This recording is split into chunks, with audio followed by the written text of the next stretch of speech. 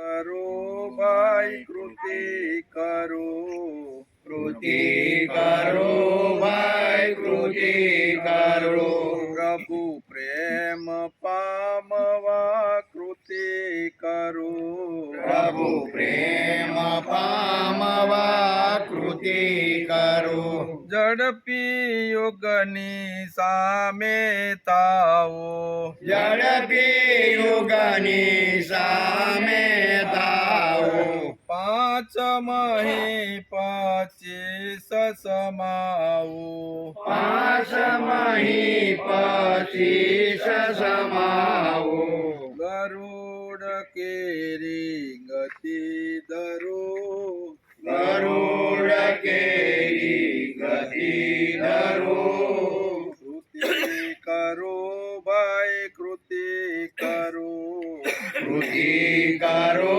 भाई कृति करो, नाशक्ति संशयने काजे, नाशक्ति संशयने काजे, सीमोल्लंघन करवो आजे, सीमोल्लंघन करवो आजे, संस्कृति ने शिर धरो, संस्कृति ने शिर धरो, कृति करो भाई कृति करो, कृति करो भाई कृति करो, केवल ना हो ताली पाड़ो, केवल नामु ताળી પાડો, हृदय हृदय नो राम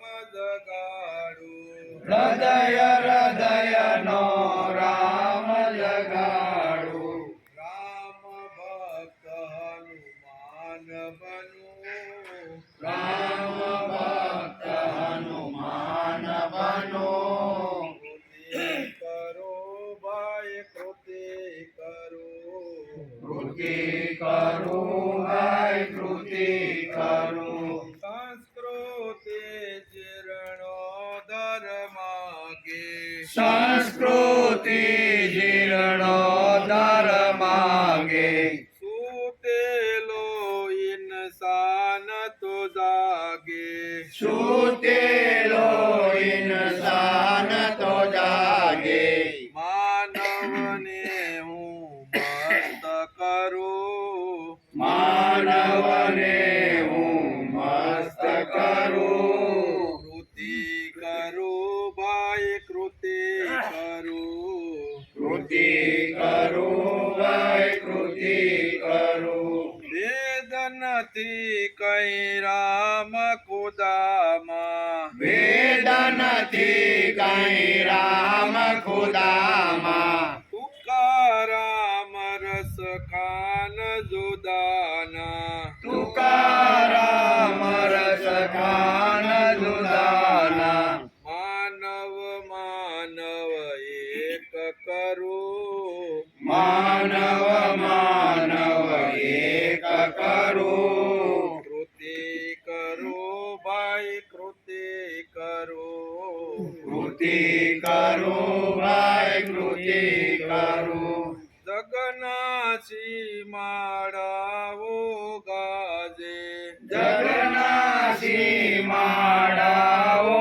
જાગે, પાંડુરંગના બુલંદ નાદે, પાંડુરંગના બુલંદ નાદે, હું પણ નાનો નાદ કરું, હું પણ નાનો નાદ કરું, કૃતિ કરું ભાઈ કૃતિ કરું, કૃતિ કરો ભાઈ કૃતિ કરો, પ્રભુ પ્રેમ પામવા કૃતિ કરો, પ્રભુ પ્રેમ પામવા કૃતિ કરો,